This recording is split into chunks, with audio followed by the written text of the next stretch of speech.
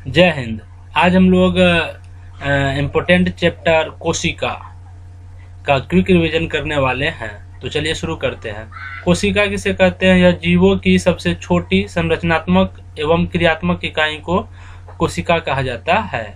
इसे जीवन की मूलभूत इकाई व निर्माण खंड कहते हैं, क्योंकि किसी भी जीवों का निर्माण कोशिका से ही होता है। जिस प्रकार कोई भी इमारत जब बनता है तो उसमें ईंट का अहम भूमिका होती है, ठीक उसी प्रकार ईंट के समान ही कोशिका हमारे शरीर की मूलभूत और निर्माण खंड है। कोशिका की खोज रॉबर्ट हुक ने पहली बार किया था 1665 में, जो कि मृत कोशिका या नॉन लिविंग सेल या निर्जीव कोशिका था। इसे कॉर्क में देखा था। कॉर्क जो है पेड़ पौधों के छाल, जिसको बार्क कहा जाता है, से प्राप्त किया जाता है। रॉबर्ट हुक का द्वारा लिखा गया बुक का नाम है माइक्रोग्राफिया। इसी में इन्होंने कोशिका के बारे में विस्तृत रूप से बताया है। कोशिका विज्ञान के अध्ययन को साइटोलॉजी कहते हैं। जीवित या लिविंग सेल या सजीव कोशिका की खोज 9 साल बाद 1674 ईस्वी में A.V. ल्यूवेनहॉक, जिसका फुल नाम है एंटोनी वन ल्यूवेनहॉक, ने किया था। इसीलिए father of bacteriology Antonie van Leeuwenhoek को कहा जाता है, क्योंकि इन्होंने जीवित कोशिका की खोज तालाब के जल से किया था। अगला, केंद्रक, जिसको न्यूक्लियस कहते हैं, की खोज रॉबर्ट ब्राउन ने 1831 ईस्वी में किया था। जीव द्रव्य की खोज दुजार्डिन ने 1835 में किया था। J.E. पुरकेंजे ने 1839 में प्रोटोप्लाज्म यानी कि जीव द्रव्य शब्द दिया था। कोशिका सिद्धांत, सेल थ्योरी 2 वैज्ञानिक थे, स्लाइडेन 1838 और स्वान 1839 ने दोनों मिलकर सेल थ्योरी दिया था। सभी जीव, पादप व जंतु कोशिका से बने होते हैं। कोशिका को जीवन की मूल इकाई या फंडामेंटल यूनिट कहा जाता है। रुडोल्फ विर्चो ने बताया कि कोशिकाएं पूर्व से मौजूद कोशिकाओं से उत्पन्न होते हैं। जीवों के प्रकार कोशिका की संख्या के आधार पर 2 प्रकार का होता है। एक कोशिकीय जीव केवल एक ही कोशिका से बने होते हैं।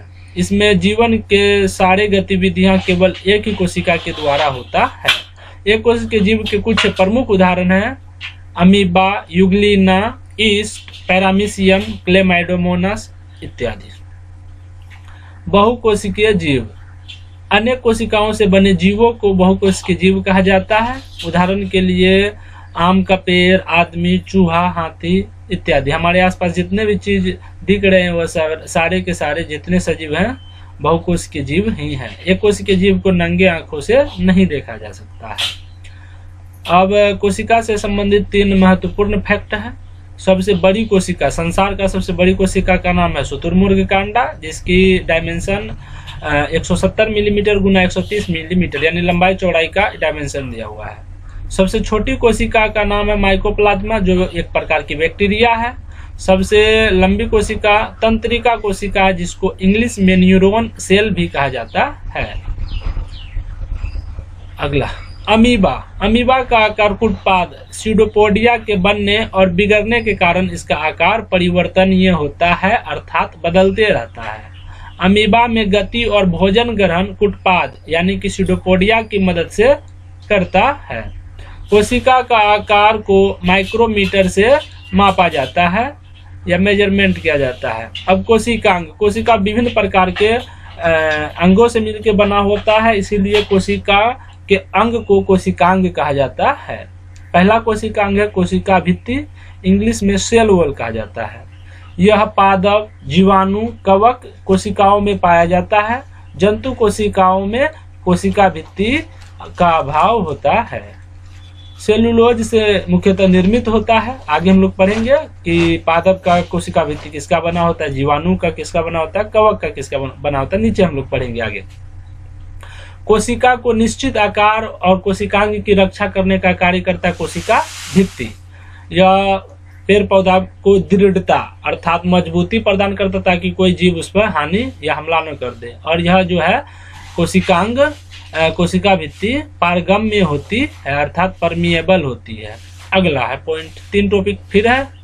फैक्ट, पादप की कोशिका भित्ति सेलुलोज की बनी होती है, कवक की कोशिका भित्ति काइटिन का बना होता है, और जीवाणु की कोशिका भित्ति पेक्टिन से बना है। नेक्स्ट कोशिकांग है सेल ऑर्गेनल है कोशिका झिल्ली, या इसे प्लाज्मा झिल्ली, या इसे सेल मेम्ब्रेन कहा जाता है।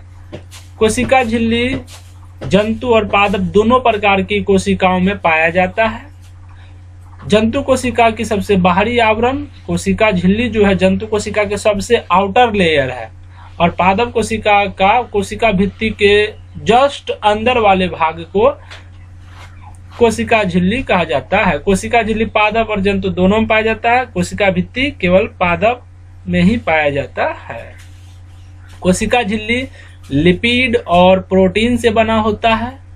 यह कोशिका के अंदर कुछ ही भाग को आने जाने देता है, यानी जो कोशिका के लिए आवश्यक उसको अंदर आने देता है, जो अनावश्यक उसको बाहर कर देता है। इसीलिए इसे सिलेक्टिवली परमिएबल मेम्ब्रेन अर्थात चयनात्मक पारगम्य झिल्ली कहा जाता है। कोशिका झिल्ली पादप, जंतु, जीवाणु, प्लांट, एनिमल एंड बैक्टीरिया तीनों में मिलता है। अमीबा अपना भोजन एंडोसाइटोसिस प्रक्रिया से प्राप्त करता है, अर्थात अमीबा जिस प्रक्रिया से अपना भोजन ग्रहण करता है उसे एंडोसाइटोसिस कहा जाता है। नेक्स्ट ऑर्गेनल है आपका केंद्रक, जिसे इंग्लिश में न्यूक्लियस कहा जाता है। यह कोशिका का बड़ा कोशिकांग है। इसे कोशिका का ब्रेन अर्थात मस्तिष्क कहा जाता है, क्योंकि कोशिका का सारे फंक्शन का कंट्रोल केंद्रक से ही होता है। अगला है माइटोकॉन्ड्रिया, जिसे सूत्रकणिका हिंदी में कहा जाता है। इसकी खोज कोलिकर ने 1880 में किया था। इसका ईस्वी याद रखना इम्पोर्टेंट नहीं है, लेकिन कोलिकर जो इसका खोज किया है यह जरूरी है। इसका नाम अल्टमैन ने बायोब्लास्ट और बेंडा ने माइटोकॉन्ड्रिया नाम दिया। यह दोहरी झिल्ली से घिरी होती है। इसका अपना राइबोसोम और अपना डीएनए भी होता है। इसके आंतरिक दीवारें मुड़ी होती है, जिसे क्रिस्टी कहते हैं। अभी तो बता दिए, इसके पास अपना डीएनए भी होता है। डीएनए के बारे में आगे हम लोग चर्चा करने वाले हैं। इसे कोशिका का ऊर्जा गृह, किसे माइटोकॉन्ड्रिया को कोशिका का ऊर्जा गृह, जिसे इंग्लिश में पावर हाउस या बिजली घर कहा जाता है, क्योंकि ऊर्जा का निर्माण एटीपी के रूप में माइटोकॉन्ड्रिया में ही होता है। एटीपी का फुल फॉर्म एडिनोसिन ट्राइफॉस्फेट होता है। अगला कोशिकांग है लवक, जिसे प्लास्टिड कहा जाता है। यह केवल पादपों और शैवालों में ही पाया जाता है। लवक मुख्यतः 3 प्रकार की होती है: हरित लवक, वर्णी लवक, अवर्णी लवक, क्लोरोप्लास्ट, क्रोमोप्लास्ट, ल्यूकोप्लास्ट। हरित लवक प्रकाश संश्लेषण में मदद करता है, केवल पेड़ पौधा में ही लवक पाया जाता है।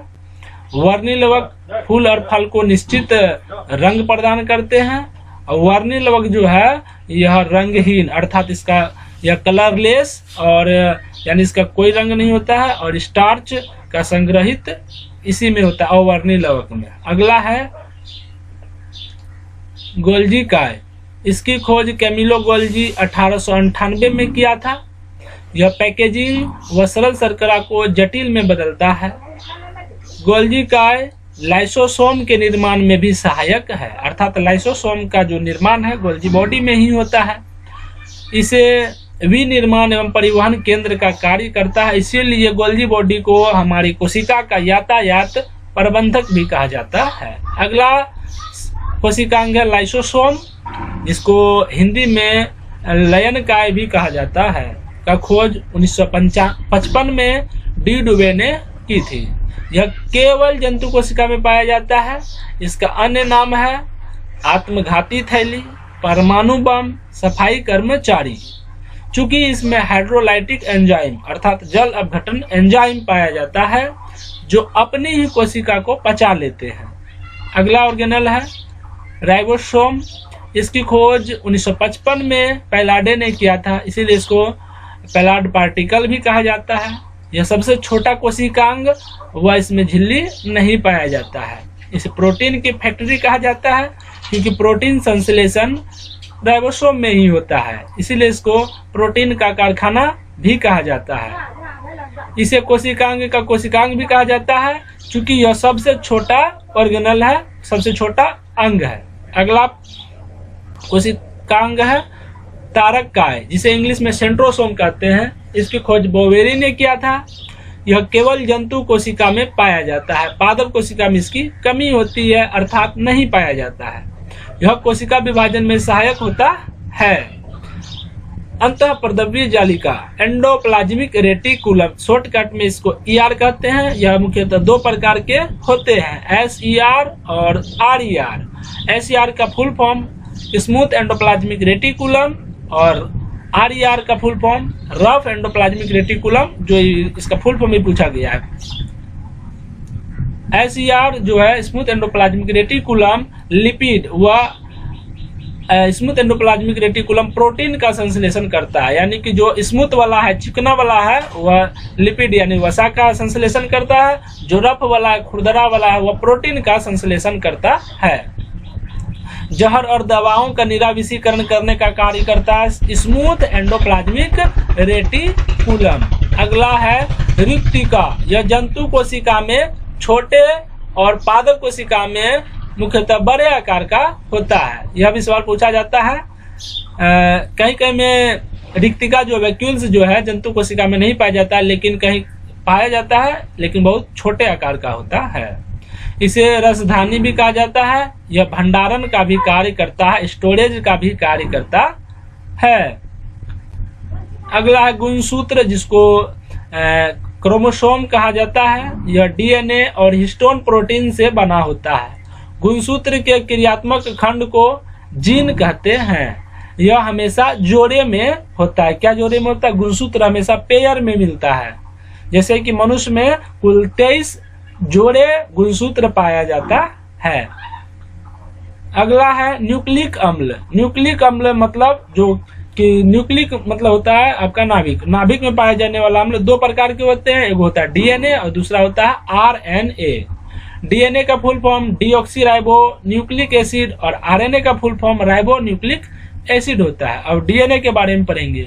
DNA में नाइट्रोजनी क्षारक जो है आपका 4 को पाया जाता है। प्यूरिन बेस जो होता है आपका, प्यूरिन में 2 को होता है। एडेनिन और गुआनिन को मिलाकर प्यूरिन कहा जाता है और साइटोसिन और थाइमिन को मिलाकर पिरिमिडिन कहा जाता है। इसका ट्रिक है ATGC। A-T के बीच डबल हाइड्रोजन बॉन्ड और G और C के बीच ट्रिपल हाइड्रोजन बॉन्ड पाया जाता है। DNA जो है केंद्रक, लवक और माइटोकॉन्ड्रिया में पाया जाता है, यानी न्यूक्लियस, प्लास्टिड और माइटोकॉन्ड्रिया में पाया जाता है DNA। यानी कि अपना DNA किसके पास होता है? केंद्रक, लवक और माइटोकॉन्ड्रिया के पास अपना DNA होता है। अब RNA के बारे में पढ़ेंगे, राइबोन्यूक्लिक एसिड के बारे में। इसमें भी नाइट्रोजनी क्षारक पाया जाता है। प्यूरिन बेस में एडेनिन और गुआनिन जो DNA में था वही इसमें भी पाया जाता है, लेकिन पिरिमिडिन बेस के स्थान पर यहाँ पर साइटोसिन DNA में भी पाया जाता है, RNA में भी पाया जाता है। DNA में यूरेसिल नहीं पाया जाता, थाइमिन पाया जाता है। यहाँ पर DNA में थाइमिन के स्थान पर RNA में यूरेसिल पाया जाता है। तो पूछता है कि इनमें से कौन DNA में पाया जाता है? थाइमिन। कौन RNA में पाया जाता है? यूरेसिल। RNA 3 प्रकार का होता है। rRNA जिसको हम लोग बोलते हैं ribosomal RNA, tRNA transfer RNA, mRNA messenger RNA। अगला है 4 फैक्ट है DNA से DNA का बनना, यानी कि एगो DNA से अधिक DNA बनना या DNA से DNA का कॉपी होना, इसको बोलते हैं स्वप्रतिकरण, रेप्लिकेशन। इंग्लिश शब्द याद रखेंगे। अगला फैक्ट है DNA से RNA बनना। DNA से RNA बन जाएगा तो उसको बोलते हैं अनुलेखन, इंग्लिश में याद रखना ट्रांसक्रिप्शन। अगला फैक्ट है RNA से DNA बनना, यानी उल्टा हो रहा है। RNA से DNA बनना उल्टा हो रहा है तो इसको बोलते हैं उत्क्रम अनुलेखन, इंग्लिश में बोलते हैं रिवर्स ट्रांसक्रिप्शन। अब RNA से अगर प्रोटीन बनेगा तो इसको बोलते हैं अनुवादन और इसी को इंग्लिश में कहा जाता है ट्रांसलेशन। जय हिंद।